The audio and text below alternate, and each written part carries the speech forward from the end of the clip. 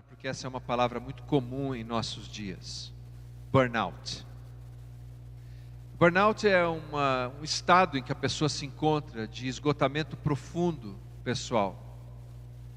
E as causas normalmente passam por uma sobrecarga de trabalho, uma sobrecarga de tarefas, mas também passam por um ambiente que se torna tóxico, hostil, e você tem que lidar com aquela toxicidade o tempo todo, às vezes no trabalho, às vezes em casa, infelizmente às vezes numa igreja. Como se não bastassem essas situações, nós ainda vivemos o dilema de não termos controle das experiências que temos na vida. Tanto da dinâmica da nossa existência, e nós não temos controle, nós temos às vezes uma falsa sensação de controle, como também algumas vezes no exercício das nossas tarefas, dos nossos dons e habilidades, nós também não temos controle pleno. Dependemos de terceiros, dependemos de outras pessoas. E tudo isso vai minando a nossa jornada e de repente nós nos damos conta desses sintomas estranhos que se alojam na nossa vida.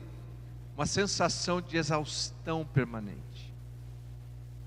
Você dorme e acorda cansado. E você não sente que consegue descansar. Os pensamentos ficam agitados. Você passa a ter uma irritabilidade contínua. E com o passar do tempo, ainda desenvolve, por exemplo, um certo cinismo em relação às coisas. Você se torna sarcástico com as pessoas, responde com piada, um sorriso maroto. Ou mesmo no ambiente de trabalho, você começa a apelidar o chefe, o lugar que você trabalha. Tenho que ir para a masmorra hoje de novo. Eu fui convidado para falar numa igreja nos Estados Unidos e me atribuíram depois da pregação para falar para um grupo de adultos. Mas adultos, bem maduros. E o pastor bateu no meu ombro e disse: boa sorte, você será lançado na cova dos leões. Bom, isso diz muito da frustração que ele estava vivendo ali. Uma outra igreja que conheci, que assim como a nossa, que tem culto da manhã e culto da noite, mas tamanha disputa entre eles e desgaste fez com que eles apelidassem o culto da noite como sendo o reino do norte. Porque o reino do norte se dividiu do reino do sul. E tudo isso mostra essa situação que nós vamos vivendo que burnout causa. Agora veja você, como se não bastasse todo esse universo interior e de pensamentos, ainda passamos a viver o que os especialistas chamam de enfermidades psicossomáticas. Essas enfermidades psicossomáticas não são irreais, elas são reais. As pessoas sentem dor, sentem angústia. E essas enfermidades reais, dor de cabeça contínua, problema estomacal, intestinal, a causa é emocional. Mas a enfermidade que a pessoa está vivendo é muito real e importante. O fato de sermos discípulos de Jesus não nos dá uma imunidade a isso. O fato de você seguir a Cristo e ser um servo de Cristo não significa que você, quando sobrecarregado, quando você enfrenta conflitos, quando você enfrenta situações que você não tem controle, quando você enfrenta tudo isso, que você sofra desse esgotamento. Aliás, a pessoa sobre quem falaremos hoje, que é a base da nossa reflexão, é um discípulo do apóstolo Paulo, não é discípulo do Leandro, do apóstolo Paulo. E ele viveu o que hoje em dia nós chamaríamos de burnout. O nome dele é Timóteo. Timóteo era um jovem discípulo de Paulo, e ele recebeu uma tarefa desafiadora. Ele foi enviado para a cidade de Éfeso, para exercer o pastorado ali. O problema é que em Éfeso havia uma infiltração de falsos mestres e falsos líderes, gente exploradora, que quando chegou Timóteo, que era um jovem, ele foi lançado na cova dos leões.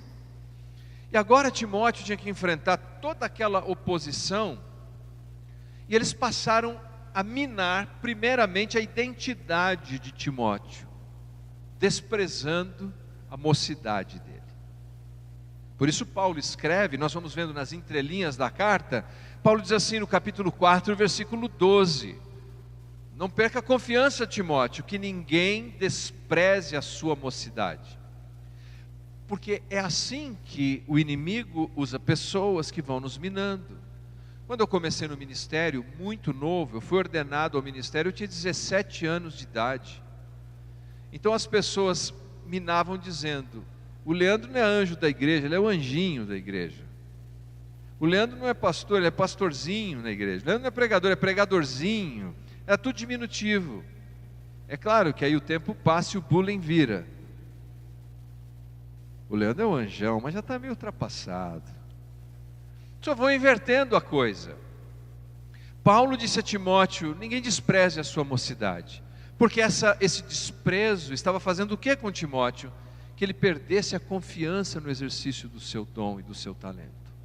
E mais, nós vemos na segunda carta de Paulo a Timóteo, capítulo 1, versículo 7, que ele começou a viver uma certa paralisia, porque Paulo teve que dizer a ele: Timóteo, Deus não nos tem dado espírito de covardia. Agora talvez as ameaças, as dificuldades estavam produzindo na vida de Timóteo uma insegurança, e o medo paralisa. Você já viu quando você vai atravessar uma rua e de repente você se dá conta que vem um carro, o cara dá uma buzinada e você não consegue nem para frente nem para trás? Já se viu ali? Você se sente meio que a mulher de Ló, vira uma estátua de sal, não vai para frente, não vai para trás. É o medo. Por isso que na mitologia, Medusa causava medo. Quem olhava para Medusa virava uma estátua, porque o medo paralisa. Timóteo, ouça bem, Deus não nos deu espírito de covardia. Terceiro, nós vemos que Timóteo desembocou num problema de adoecimento físico. Porque Paulo escreve no capítulo 5, versículo 23, falando das frequentes dores de estômago de Timóteo. Diz a ele: não toma apenas água. Lembre-se, a água ainda era insalubre. Coloca um pouco de vinho, talvez para usar como um antisséptico de alguma maneira, ou como um medicamento daqueles dias. Então Timóteo estava espiritualmente alterado, emocionalmente alterado, fisicamente alterado. E ele era servo de Cristo? Sim, era um obreiro. E por causa de todos estes sintomas, ele vai caminhando na direção mais sensível, que é 2 Timóteo, capítulo 1, versículo 6, que dá a base do nosso texto de hoje. 2 Timóteo 1, 6. Por essa razão, lembro-te que mantenha acesa a chama do dom de Deus que está em você, mediante a imposição das minhas mãos. Por conta desse esgotamento que Timóteo veio sentindo, recebendo, quando Paulo escreve essa carta, Paulo identifica que ele está numa fase de estagnação do seu dom. O dom dele está fading, diminuindo, desaparecendo, por causa deste esgotamento pessoal. Paulo diz: por essa razão, aviva o dom de Deus que está em você, reconhecido devidamente pelas minhas mãos. Você notou? Por essa razão. Notou? Qual razão? Qual é a razão que Timóteo deveria considerar para soprar essa brasa? Se você olhar o que antecede esse versículo, nós temos duas informações importantes. Primeiro, Paulo diz assim: Timóteo, eu me lembro de você. Depois você pode ler com calma os versículos anteriores. Timóteo, eu me lembro de você. Eu me lembro da tua fé não fingida. Eu me lembro das tuas lágrimas. Nestas palavras, Paulo está dizendo: Timóteo, apesar de toda essa pressão que você tem vivido, eu acredito em você. Uma das coisas mais preciosas na vida é encontrarmos alguém que diga: eu ainda acredito em você. Você ainda pode fazer isso. Você pode fazer diferença. Você pode fazer melhor. Porque quando nós ouvimos e entendemos que alguém ainda acredita em nós, nós encontramos força para ir adiante. Quando um pai, uma mãe olha para um filho que está frustrado e diz: mas eu acredito em você. Isso faz muita diferença, porque nós encontramos uma força para enfrentar as dificuldades e não frustrar aqueles que estão dizendo: eu acredito em você. Eu já contei algumas vezes para algumas pessoas que na minha vida tem duas grandes divisões: antes de Cristo e depois de Cristo, e antes de Julie e depois de Julie.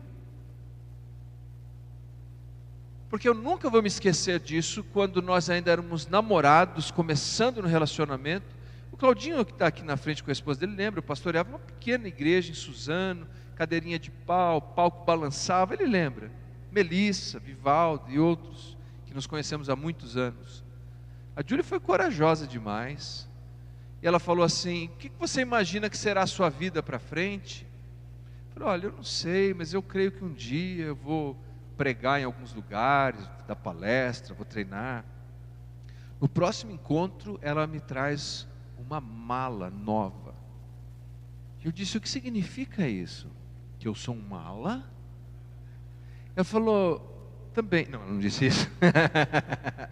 Ela disse: não, é que eu acredito tanto que um dia você fará isso, que eu quero ser a primeira pessoa que vai dar a mala para as viagens que você ainda vai fazer. Sim, glória a Deus.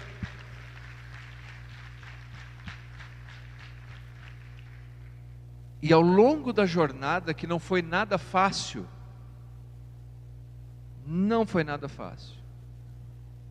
eu me lembrava: tem alguém que acredita em mim.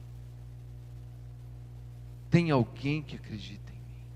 E Paulo estava dizendo a Timóteo: Timóteo, eu acredito em você. Eu já disse, todas as vezes que eu termino aqui de pregar, a primeira pessoa a me mandar uma mensagem, dizer que eu sou o pastor mais bonito do planeta, o melhor pregador, o melhor orador, é minha mãe. Não importa, pode ser o pior sermão. O que minha mãe está dizendo: eu acredito em você. E Paulo estava dizendo isso. Ele disse: eu acredito em você, Timóteo. Não joga a toalha não. E então ele vai adiante e diz: eu lembro da tua fé não fingida, que primeiro esteve na sua mãe, Lloyd, e que passou para sua avó, Lloyd, que passou para tua mãe, Eunice, e que agora está em você, Timóteo. Você faz parte, Timóteo, de uma geração de pessoas piedosas, que nessa corrida de bastão, foi passando o bastão adiante, adiante, adiante. Agora, Timóteo, está na sua mão. Não desiste, Timóteo. Continua nessa corrida, porque você faz parte disso. E Paulo, a fazer essa afirmação, ele está dizendo: Timóteo, se você desistir, você não só vai me frustrar, você vai frustrar toda essa geração que te antecede. Agora eu sei, nem todos aqui tiveram o privilégio de nascer num lar cristão. Mas quantos aqui vêm de um lar cristão, receberam a instrução dos pais desde pequeno? Deixa eu ver. Vários. Deixa eu te dizer, isso é um privilégio. Nessa corrida de bastão, você recebeu o bastão. E você desistir é quebrar esse elo abençoado de uma corrente de causas piedosas. Mas outros, como eu, que não nascemos num lar com essas virtudes, mas no caminho conhecemos o Evangelho. Então nós estamos ligados a todos os outros que vieram pregando o Evangelho, para que nós pudéssemos conhecer o Evangelho, e recebemos o bastão na nossa mão, e agora nós, nessa cadeia, temos a responsabilidade de passar adiante. Então Paulo diz: tem gente que acredita em você, não desista do seu dom, não desista da sua habilidade, não desista da vida, não desista da dinâmica de servir a Cristo. E você faz parte de uma geração de pessoas que vem passando o Evangelho de mão em mão, e chegou na sua. Não desista. Por essa razão, porque tem gente que acredita em você, porque tem gente que passou para você a mensagem do Evangelho, por essa razão,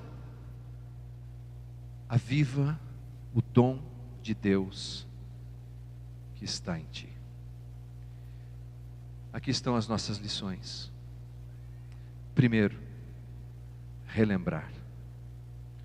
É um aspecto cognitivo. Ele diz: eu te lembro, Timóteo, eu relembro você que avive o dom de Deus que está em ti. Use a sua capacidade cognitiva, imaginativa, use a memória como essa ferramenta de desenvolvimento do seu dom. Concentre-se, Timóteo. Esse é um exercício deliberado da sua própria vontade de lembrar que você recebeu um dom. Nós estamos conversando sobre isso faz 3 semanas. E você tem um dom. Você tem um dom. Você tem um dom. Pelo menos um. Todo mundo tem pelo menos um dom. Então repita comigo agora em bom e alto som: eu tenho um dom.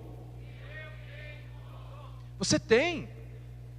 Lembre-se disso. Há uma escritora chamada Yolanda Burke. Ela é doutora no que hoje é conhecido como psicologia positiva. Ela escreveu um artigo: o poder da reminiscência. Bonito, né? O poder da reminiscência. É o poder da lembrança. O poder de lembrar do que é bom. Sabe quando você passa numa rua e você sente o cheiro do eucalipto e aí te leva numa viagem até a sua infância? Ou quando um bolo que você comia quando era criança, e você vai, esse recurso mnemônico te faz viajar no tempo, e às vezes te faz viajar para um tempo que você tinha tanta alegria. Ela fala sobre isso nesse artigo, a importância de lembrarmos daquilo que é bom, daquilo que é virtuoso. E Paulo dizer: Timóteo, eu quero que você se lembre que você tem um dom que foi imposto pelas minhas mãos.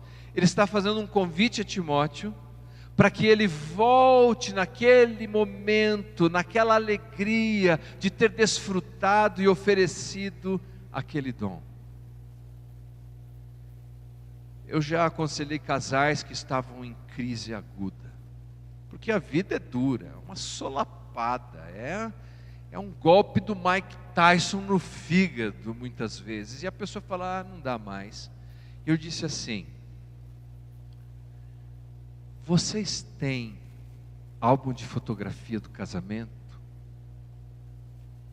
da viagem de lua de mel? Sim. Então vocês vão para casa hoje, vocês vão sentar e vão olhar essas fotos, e aquela lembrança daquele dia especial, daquela viagem especial, reajustou a perspectiva deles. Eles avivaram aquele momento. E na vida, no ministério, não é diferente. Você tem 2 opções para viver nesse esgotamento: olhar para trás e ver só o que foi ruim, olhar para trás e ver só as patadas, as pisadas, as traições, as frustrações, a oposição. Ou você pode buscar na memória e lembrar daquele dia especial, do que foi bom, da alegria que você teve em usar o seu dom, de como alguém ficou feliz, como você abençoou alguém com o exercício daquela habilidade, e deixar que lenta e delicadamente aquela alegria volte para o seu coração e te faça desejar fazer isso novamente. O profeta Jeremias escreve num momento muito difícil de Jerusalém. Ele escreve um livro que o título é Lamentações. porque a cidade santa estava sendo destruída, pisada. Apesar de ele ter feito tantas exortações, o povo não se arrependeu, e agora eles estão nesse estado de miséria. E ele escreve: todavia, lembro-me também do que pode me dar esperança.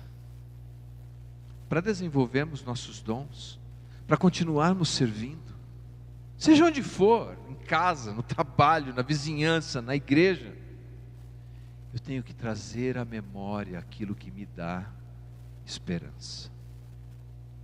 Jesus disse assim, nós comemoramos semana passada, capítulo 22 de Lucas, versículo 19, ele fala da ceia. Ele diz: façam isto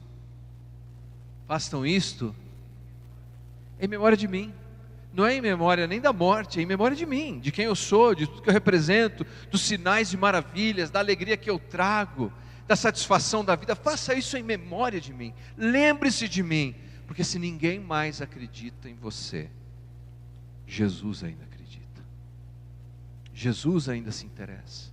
Ele é o doador dos dons, e Ele é aquele que vem passando o bastão de geração em geração.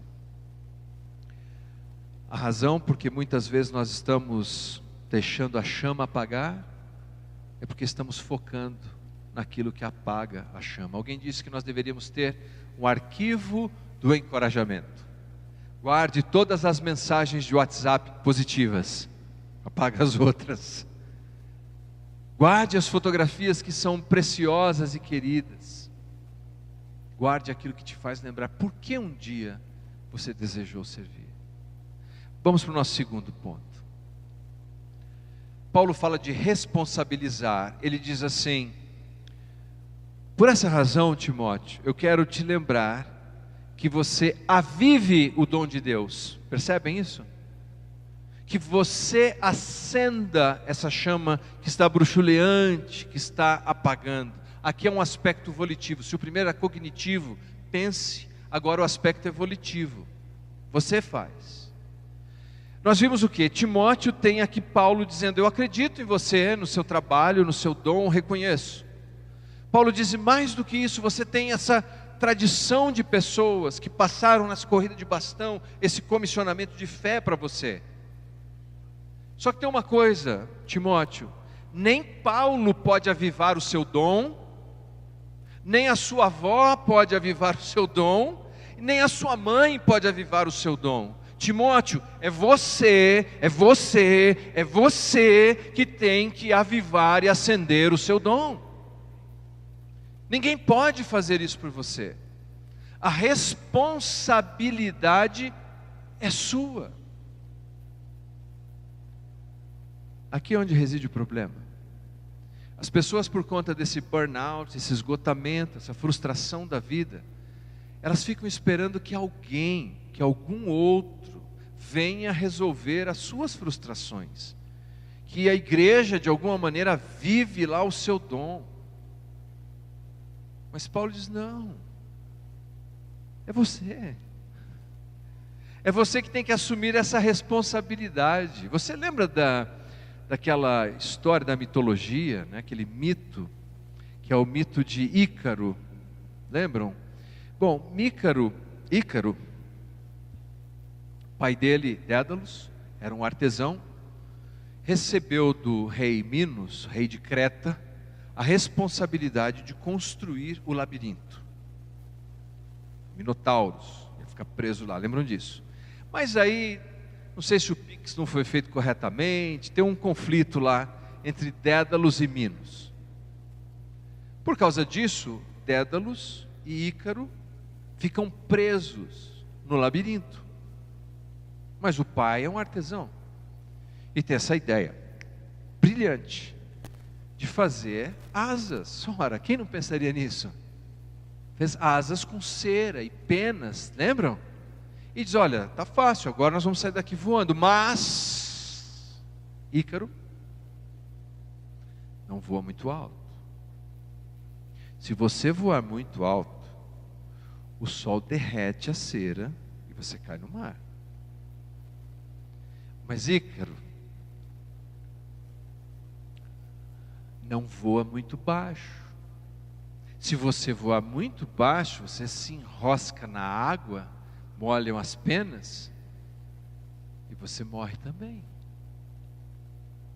Aqui estão as asas, Ícaro. O mito diz que o Ícaro, talvez tomado por emoção ou por orgulho, fez o quê? Voou muito alto e o sol derreteu a cera, desfez a asa e ele morre afogado numa parte do mar Egeu, que é conhecido até hoje como Mar de Ícaro. Você recebe dons que Deus te dá, habilidade que Deus te dá, mas é sua responsabilidade a manutenção desse dom. Nem voar muito alto, assumir mais do que cabe no seu prato. A responsabilidade é sua de dizer não, de dizer sim. E nem voar muito baixo e viver um estado de autocomiseração. Eu não sou nada, não sirvo para nada, não sou ninguém. Não! É voar na altura em que o seu dom abençoa a sua vida, traz glórias a Deus e edifica o seu próximo. Mas a responsabilidade de manter essa chama acesa é sua. Chega de esperar que terceiros façam isso por você. Você precisa fazer. E uma maneira de assumir essa responsabilidade é cuidar para que o seu dom seja lapidado. Como? Deixar de procrastinar e a cada dia se dedicar para melhorar. Há uma escritora chamada Caroline Buchanan. Ela escreveu um livro intitulado A Regra dos 15 Minutos. Como parar de procrastinar. A ideia é simples, vou te dar o spoiler total do livro dela. Você ensina, dedique-se 15 minutos por dia para melhorar essa habilidade. Você toca, dedique-se 15 minutos por dia. Você canta 15 minutos por dia. O que você lidera 15 minutos por dia. Qualquer pessoa consegue se dedicar 15 minutos por dia para melhorar em uma área. Assim, você começa a assumir a responsabilidade do seu dom. Terceiro, reconhecer. Esse é um aspecto teológico. Paulo diz assim: Timóteo, por essa razão, eu te lembro que você reavive o dom de Deus que está em você pela imposição de minhas mãos. Veja, o dom que ele tem, esse carisma, essa habilidade, veio de Deus, porque todas as habilidades, dons e talentos vêm de Deus. Mas foi reconhecido por Paulo. Então há uma cadeia aqui de que o dom é um presente que vem de Deus, que é reconhecido pelas pessoas e que deve ser usado para ajudar as pessoas. Perfeito? Então o dom, ele funciona, ele floresce, desenvolve e cresce quando nós adotamos uma consciência de comunidade. Então deixa-me ver aqui, você já veio algumas vezes aqui, pode vir me ajudar? Pode subir ali por aquela escada. Você também já viu, Vivaldo, algumas vezes? Sobe pela rampa, por favor, que é a última vez, isso por ali. Deixa eu ver. Ótimo, tá bom, obrigado. Ô Júnior, você também vem, por favor. Você está em alta hoje aqui no culto, apareceu várias vezes, né? Você também, por favor. Nada como um slide vivo, viu? Obrigado. Estão vindo lá? Está chegando, isso. Você sabe que hoje era marrom, né? Era marrom, né? Mas tudo bem, tá legal, tá perdoado hoje, hein? Tá perdoado, tudo bem. Para desenvolver o seu dom, nessa terceira parte de reconhecimento, nós sabemos, o dom vem de Deus, amém? E aí o dom é reconhecido por alguém. Há uma edificação com alguém para servir alguém. Exemplo, você precisa encontrar, assim como fez Timóteo, você precisa encontrar um Paulo. Gostou dessa? Você precisa encontrar um Paulo. É o mentor, é a pessoa que você confia, que vai te dizer, vai por esse caminho, vai por aquele caminho, aprenda dessa maneira, isso aqui não está certo. É um mentor. Em qualquer área da vida, para você desenvolver seus dons e habilidades, você precisa de um mentor. Eu estou falando hoje abertamente nas redes sociais, mas a Bíblia já fala disso há milhares de anos. Você precisa de um Paulo. Quem é o Paulo na sua vida? Obrigado. Quem é o Paulo na sua vida? Você tem que ter alguém. Quem é essa pessoa? Mas você precisa ter também um Barnabé. Dê um passo à frente, Barnabé. O Barnabé, a Bíblia chama no livro de Atos de o filho da consolação, do encorajamento. É aquele parceiro, é uma pessoa que está no seu grau de desenvolvimento, que você está junto, que vocês trocam experiência e um encoraja o outro. Quem é o seu Barnabé? Tem que ter alguém com quem você conversa, abre o coração e a pessoa te encoraja ali. A agenda está aberta. Muito bem, mas você também precisa ter, pode voltar, Barnabé? Obrigado. Você precisa ter também um Timóteo. Quem é o seu aprendiz? Para quem você passa o que você está aprendendo e sabe? Porque nós aprendemos muito quando ensinamos. Então o senso de comunidade é extremamente importante, de ter um Paulo, mentor, que me instrui, que me ensina, um Barnabé, que está comigo ali, que nós trocamos figurinhas e ideias, mas de ter também um Timóteo. Uma salva de palmas para os nossos slides vivos. Obrigado. Obrigado.